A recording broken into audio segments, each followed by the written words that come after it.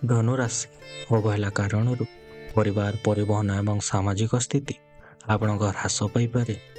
ମତାନ୍ତର ଜନିତ ହ୍ରାସ ପାଇଥିବା ଭାତୃ ସମ୍ପର୍କରେ ଆପଣଙ୍କ ଉନ୍ନତି ପରିଲକ୍ଷିତ ହେବାର ଆଶା ରହୁଛି। ନିଜ ଜାତିର ବ୍ୟକ୍ତିବିଶେଷଙ୍କ ସାହାଯ୍ୟରୁ ସ୍ଥଗିତ କାର୍ଯ୍ୟ ତ୍ୱରାନ୍ୱିତ ହୋଇପାରିବ।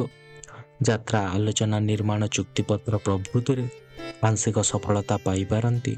ଆଜିର ଆର୍ଥିକ ସ୍ୱଚ୍ଛଳ ବନ୍ଧୁଙ୍କ ସାନ୍ନିଧ୍ୟରୁ ଆପଣ ଖୁସିରେ ରହିବେ। ତରବରିଆ ପଦକ୍ଷେପ ନେଲେ ଅସୁବିଧାରେ ଆପଣମାନେ ପଡ଼ିପାରନ୍ତି। ସଭା ସମିତି କିମ୍ବା ଆଲୋଚନା କ୍ଷେତ୍ରରେ ଅନ୍ୟମାନଙ୍କ ମତକୁ ସମ୍ମାନ ଦେଇ ପ୍ରଶଂସିତ ହେବେ। ନିଜର କାମଗୁଡ଼ିକୁ ସ୍ଥଗିତ ରଖି ଇଚ୍ଛା ନଥିଲେ ମଧ୍ୟ ଦୂର ସ୍ଥାନକୁ ଯିବା ପାଇଁ ବାଧ୍ୟ ହୋଇପାରନ୍ତି।